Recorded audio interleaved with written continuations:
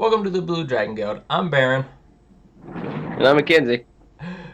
and today's episode we're going to be doing a review of the latest D&D book to come out, the Explorer's Guide to Wildemount. It is based off of Matt Mercer's world, Exandria. It is the continent of Wildemount. There's a lot of really cool stuff in here. There's a whole ton of lore, which we're not really going to dive into. You can dive into that on yourself. Check out Critical Role. But we're going to take a look at some of the races and the classes that are available to you in this book. One thing I liked in this Wildemount book, it gives you a lot, like normal books will give you like the elves or the dwarfs or some sort of race. This one I noticed gave you like a whole bunch, like Azamar was in there, Halfling, a Sea Elf, Bugbear, Dragonborns had a variant, which I'm sure we'll go over here in a minute.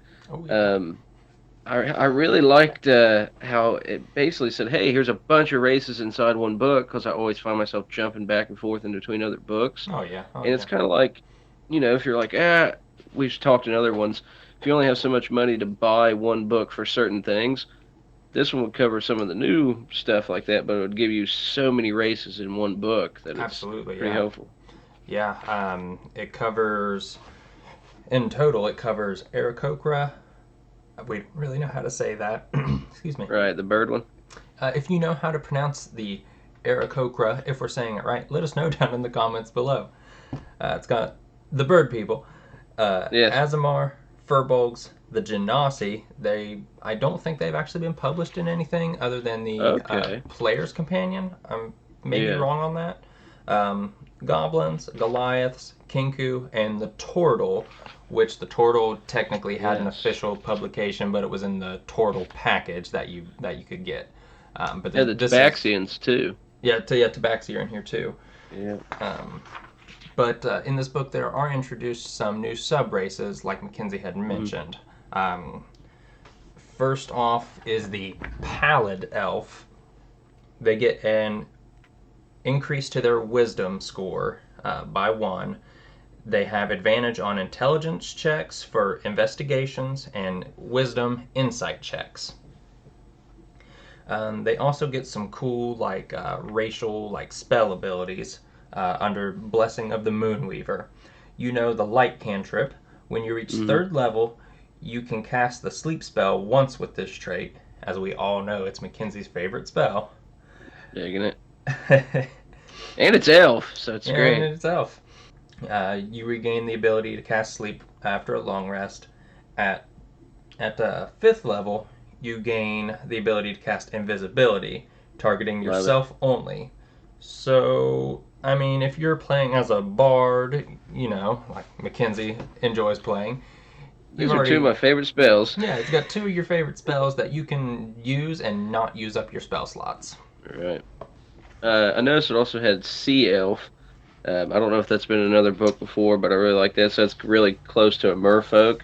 Yeah, Sea Elf Um, is, I'm, I'm, I'm pretty sure it's in Volo's guide. I can't remember off the top of my head. okay. I like seeing that in there. That's why, like I said, they just throw them all inside this one book, and I'm like, okay, I like this. The Azamar had the same, subclass stuff we could take: the Protector Yeah, one, the Fallen one, the Dragonborn variant. I know you sent us some stuff on that, it so is. you probably know slightly more. Sea Elf is not in Volo's guide. I don't Really? think. All right, all right. Sea Elf. I don't know what I book it's like in. I Sea can't Elf. remember. Hey, Sea Elf. But Talk about the Dragonborn variant. yes, the Dragonborn variant. That was the. I love dragons, so I think the second race I played in fifth edition was a Dragonborn, and I think a lot of people agree with this. The Dragonborn is cool, but it just feels like it's lacking something. And with the addition of these two variants, it opens up a whole nother door. There's two different ones. There's the Draken Blood. Mm-hmm. Um, with these variants, though, you do give up your damage resistance traits. So if Okay. you pick a black dragon, you no longer have that resistance to acid if you choose these.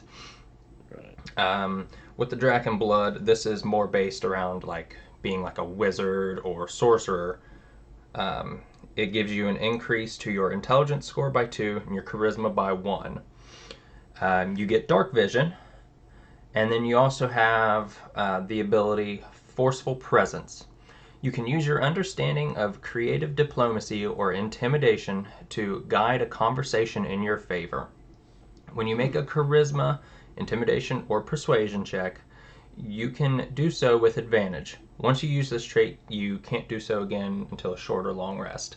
This is That's pretty cool. something that it's something that you can use in like a role playing setting or maybe even combat or to avoid combat. It's Right. You can use it very like a diplomatic character, which I haven't seen very many of those, at least in our play style. But we got some persuasion stuff. There's one guy that plays, I think it's a quarter. Uh, it's something where it like can know the laws and insides and outs of how paper trails and stuff work. It's the one that I play with Goro on our one campaign. I can't remember it off the top of my head, which is sad because I play him. But it uses like if he was Dragonborn, it'd be like, okay, well that would work real great because I'm always trying to figure out stuff, find information with yeah, the yeah. background. The other Dragonborn variant in here is Ravenite. They have no tail. It's one of the things that they put on there, which I thought was funny. It's also the same. You change the ability score and the damage reductions that we talked about in the last one. They get their own. Their strength score increased by 2 and con by 1. You also get dark vision. That stays the same. But they get vengeful assault. When you take damage from a creature in range of a weapon you are wielding, you can use your reaction to make an attack with the weapon against that creature. Once you use this trait, you can't use it again. Until a short or long rest. Yes, yes, sorry. Sorry. yeah, this Never is. again. Yep, just no. One time for the rest of your life. That's it. This one is more of the combat oriented Dragonborn. While the original Dragonborn is still along those lines because you get that strength buff, this one changes that charisma buff you get in the original to a con buff, further helping you out. And then that vengeful assault is it's just I good. know. I like that a lot. There is one more race in this book, but it's not like a race you can start out as. It's actually a supernatural gift that can be bestowed upon you called the Hollow One. Hmm. This is something like if one of your characters dies, the DM may let you take this over, and then you get these traits here. Mackenzie, go. Uh, the one of them they have is ageless. You don't age at all. Effects that would cause you to age don't work on you at all, which automatically made me think of the campaign we have that Dave's running right now, where the machine that we can jump from tree to tree and teleport, and it ages us by, saving the time of walking and all that. It wouldn't affect him whatsoever. No, no. We wouldn't have to worry about it. They have cling to life. I love When you this make a one. death when you make a death saving throw and roll 16 or higher, you regain 1 HP. So it's the equivalent of rolling a 20, but 20. now you have 16 to 20, so you have a little Yep. better range because you already Much. died. It does have, I guess, what you could consider be a downside. Its ability Revenants. Mhm. You retain your creature type, yet you register as undead to spells and Yeah. other effects that detect the presence of undead creatures. Um, so Weird thing is, if you have a paladin in your party and you're like, oh, I'm gonna detect dead. Yeah, he's right there. Yep. So Always. depending on how people in your party are with this kind of thing, you may have a little difficult time. It's just hard to tell. Last one, unsettling presence. I like this one. As an action, you can unsettle a creature you can see within 15 feet of you. The target has disadvantage on the next saving throw it makes within the next minute. Constructs, undead, and creatures that can't be frightened are immune to this feature. And once you use it, you can't use it. You can't use it again until you finish a long rest. Um, I mean, anything that can disrupt your enemies is always going to be good. So, Yeah. um, I think the thing I like the most about this is, I mean, like I said, it's not its own race. You keep Right. all of your racial stuff. So if you're an elf, you keep all of that stuff that you had before. This is just added on to it. Because really, I mean, like, the ageless thing, yeah, I mean, that's cool. It doesn't really Right. affect any game mechanics. Cling to life does, but if you think about it, you're dead, so you already know how to overcome Right. death. But well, you know, in my games, if you failed your saves on this one, I'd be like, well, that's it. But you're not coming back Right. this time. Um, Right. so The thing is, I'm amazed there isn't like a other side to that. Like, oh, okay, well, you make a death saving throw of 16 or higher, you regain 1 health point.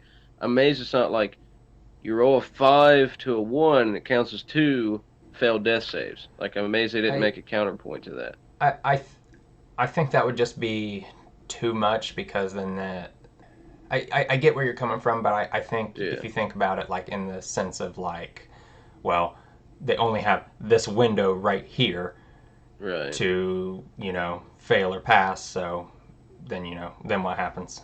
Okay, so when Mackenzie and I set out recording this video, we did not realize the sheer amount of information that we'd be putting out. So we've decided to split it up into two separate videos. So thank you for watching this one. If there's anything in here that you liked, let us know down in the comments below. Hit the like button, subscribe, hit the little bell.